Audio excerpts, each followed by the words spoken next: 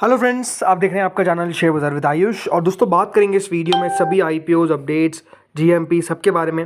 देखिए लगातार main board IPOs में आपको पता ही है एक्शन जो है वो आपको बनता हुआ नजर आएगा, क्योंकि अब नए मेन बोर्ड आईपीओज लगातार अनाउंस होते हुए देखने को मिल रहे हैं और एक्शन जो है वो दोस्तों शुरू होता हुआ देखने को मिलेगा from 29th, that is Wednesday से। Right, main board IPO Okhla India की शुरुआत हमको देखने को मिलेगी। इसके बाद भी आईपीओज लाइन अप है जिसमें लेंस कार्ड, स्टड एसेसरीज सबके नाम आपको देखने को मिल रहे हैं। तो आप लोग देखिएगा वीडियो को पूरा जरूर, इस वीडियो में हम सबके ऊपर बात करेंगे।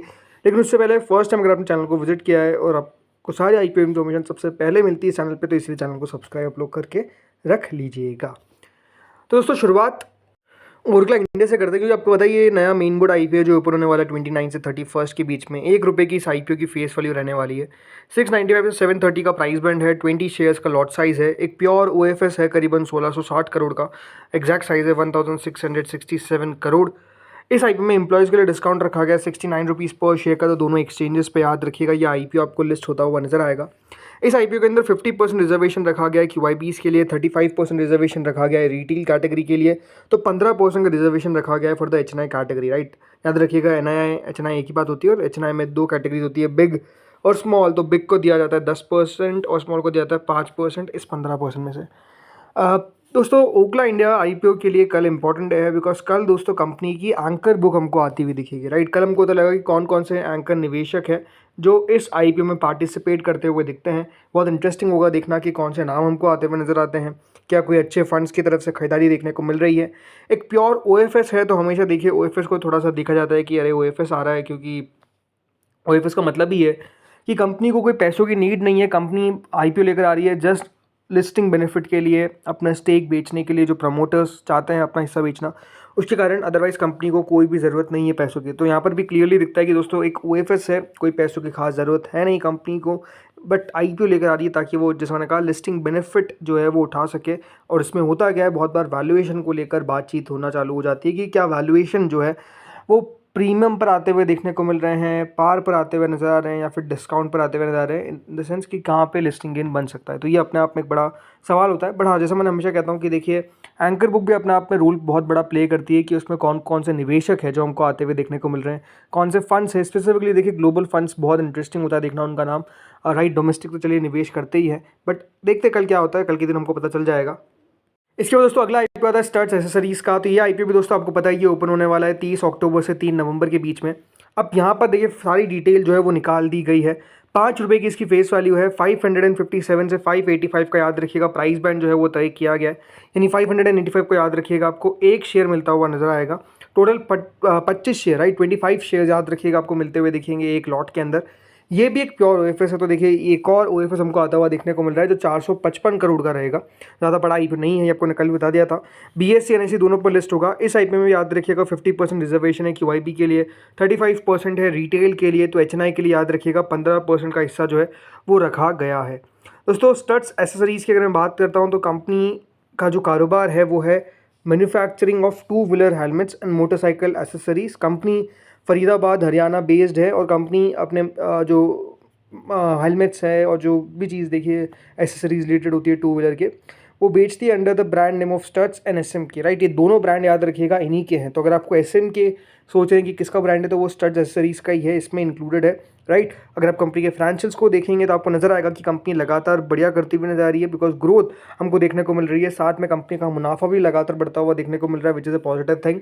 अभी कंपनी ने अपने फर्स्ट क्वार्टर के नंबर्स रिपोर्ट किए जिसमें 150 करोड़ का लगभग का रेवेन्यू हमको आता हुआ देखने को मिला, with a profit of around 20 crore. तो कंपनी का प्रॉफिट भी अच्छा आता हुआ देखने को मिला। इसके अलावा कोई भी कंपनी के ऊपर बोरिंग नहीं है, यानी आप कह सकते हैं debt free type of a company है। मतलब बहुत कम डेट है, 2 करोड़ 90 लाख।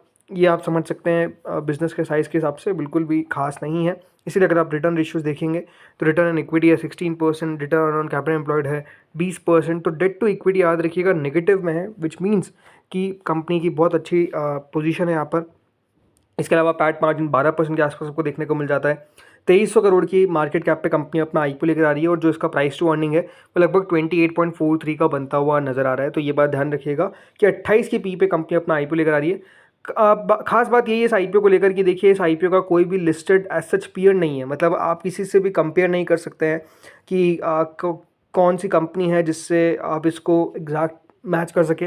तो ऐसी कोई कंपनी नहीं है, तो ये भी अपने आप में एक इंपॉर्टेंट बात है कि कोई लिस्टेड पीयर एज सच आपको देखने को नहीं मिल पाता है स्टड्स एसेसरीज़ का। तो डेफिनेटली मार्केट ही याद रखिएगा वैल्यूएशन जो है वो डिटरमाइन करता हुआ देखने को मिलेगा आफ्टर लिस्टिंग। तो वो देखते हैं आगे होता क्या है। इसके अलावा दोस्तों आईसीआईसीआई प्रूडेंशियल एएमसी आईपीओ पे आपको बताना चाहूँगा कि बहुत ही जल्द अब कंपनी का आईपीओ जो है वो लॉन्च किया जा सकता है। मेजरली इसी मंथ यानी नवंबर के मंथ में हमको आता हुआ देखने को मिल जाएगा। ₹1 की दोस्तों इसकी फेस वैल्यू रहेगी। लेकिन खास बात क्या है इस आईसीआईसीआई प्रूडेंशियल एएमसी आईपीओ को लेकर कि इस आईपीओ में दोस्तों शेयर होल्डर कोटा होने वाला है। जी हाँ, इस आईपीओ में शेयर होल्डर कैटेगरी रहेगी। तो अगर आप अप्लाई करते हैं तो आपके पास एक और एक्स्ट्रा कैटेगरी हो जाएगी रिटेल एचएनआई के अलावा, which is shareholder quota. ICICI Prudential AMC में याद रखिएगा शेयर होल्डर कोटा जो है वो रहेगा फॉर आईसीआईसीआई बैंक। मतलब अगर आपके पास आईसीआईसीआई बैंक है तो ये बात ध्यान रखिएगा कि आपको शेयर होल्डर जो कोटा है उसमें लगाने का मौका मिलेगा। अभी तक क्योंकि कंपनी की तरफ आरएचपी फाइल नहीं की गई है तो आप अभी भी खरीदारी कर सकते हैं। एक शेयर आपको खरीदना होगा, उससे ज़्यादा शेयर नहीं खरीदना है। तो अगर किसी के मन में ये डाउट है कि मुझे कितने शेयर खरीदने पड़ेंगे, तो एक शेयर से भी याद रखिएगा अगर आपका काम हो जाएगा, आपके पास ऑलरेडी है तो बढ़िया है। और अगर आपको शेयर होल्डर कैटेगरी में लगाना है तो ये आपको खरीदारी करनी है, अदरवाइज कोई खरीदारी करने का ज़रूरी नहीं है। बस ध्यान रखिएगा just for share holder code आपको पता होना चाहिए, क्योंकि जल्द आईपीओ आने वाला है तो आपको इन्फॉर्मेशन मैंने पहले ही प्रोवाइड कर दी। चलिए बाकी सारे आईपीओज और जेम पे बात करते हैं, एसएमईज को भी इसमें कवर करेंगे। तो देखिए Shreeji Global FMCG SME IPO है जो ओपन होने वाला है 4 नवंबर से 7 नवंबर के बीच में।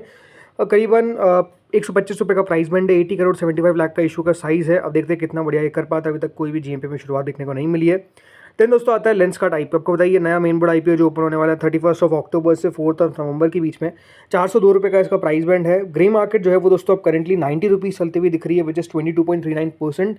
आज 24-25% तक भी याद रखिएगा प्रीमियम को जाता हुआ देखने को मिला है। तो एक कह सकते हैं वैल्यूएशन को लेकर ऑलरेडी बातें चल रही है कि 17,000 करोड़ की मार्केट कैप पे कंपनी अपना आईपीओ लेकर आ रही है। और उसके बावजूद भी जीएमपी में इतना एक्शन होना ही अपने आप में एक बहुत बड़ी बात है जो अभी करंटली तो हमको देखने को मिल रहा है। आई थिंक अब देखना बहुत दिलचस्प होगा कि किस तरीके से दोस्तों आगे जो जीएमपी है वो ट्रेड करती है इस आईपीओ के। लेकिन हाँ, आईपीओ के प्राइस बैंड अनाउंस होने के बावजूद भी अगर आप देखेंगे तो जीएमपी में कोई खासा गिरावट देखने को नहीं मिली है। ₹75 जो कल गई थी उससे ₹90 ₹95 तक आज चले गई थी। तो आपको एक बढ़ोतरी देखने को मिल रही है, which is again quite interesting. Then दोस्तों आते हैं स्टड्स एसेसरीज़ पे। कल जीएमपी शुरू हुई ₹50 पे शुरू हुई, ₹100 तक गई, ₹110 हुई और अब दोस्तों ₹75 है। वैसे तो ₹85 आज सुबह तक ट्रेड कर रही थी, बट अगर आज अब देखेंगे तो अब ₹75 करेंटली ट्रेड कर रही है, विच इज़ 13%, मतलब 13% के आसपास का प्रीमियम जो है वो करेंटली हमको देखने को मिल रहा है। अब देखते हैं आगे होता क्या है। देन इसके अलावा दोस्तों सेफ क्योर एक बीएससी एसएमई आईपीओ 29 से 31 अक्टूबर के बीच में ओपन होगा। ₹102 का प्राइस बैंड है, 29 करोड़ का याद रखिएगा इशू का साइज़ है। देखते कितना बढ़िया कर पाता है। देन आता है दोस्तों ओखला इंडिया। यहाँ पर भी अगर आप देखेंगे तो प्रीमियम में गिरावट देखने को मिली है। ₹110 पे प्रीमियम करेंटली ट्रेड करता हुआ नजर आ रहा है, विच इज़ 15%। अब आप कह सकते हैं कि यहाँ पर भी गिरावट तो देखने को मिली है, बिकॉज ₹145 बल्कि ₹160 तक भी जीएमपी हमको जाती हुई देखने को मिली, बट वहाँ पर सस्टेन नहीं कर पाई। अब कल से आईपीओ माफ कीजिएगा परसों से आईपीओ ओपन होगा, कल एंकर बुक आएगी, लेट्स सी आगे होता क्या है। इसके अलावा गेम चेंजर्स टेक्सफैब एक बीएससी एससी में आईपीओ 28 से 30 के बीच में ओपन होगा। ₹102 का प्राइस बैंड है, 52 करोड़ का इशू का साइज़ है। आज से एक नया एसएमई आईपीओ ओपन हुआ है जिसका नाम है जयेश लॉजिस्टिक्स। ये आईपीओ दोस्तों 29 अक्टूबर तक ओपन रहेगा। करीबन ₹122 का प्राइस बैंड है, 27 करोड़ का इशू का साइज़ है। ₹5 का प्रीमियम चलता हुआ दिख रहा है, विच इज़ 4%। अपने आप में कह सकते हैं रिस्की आईपीओ नजर आता है। तो दोस्तों इस वीडियो में तो इतना ही था। होपफुली आपको वीडियो बढ़िया लगा होगा। अगर अच्छा लगा तो लाइक कर देना, चैनल से पहली बार जुड़ो सब्सक्राइब कर देना। Thank you friends watching this video.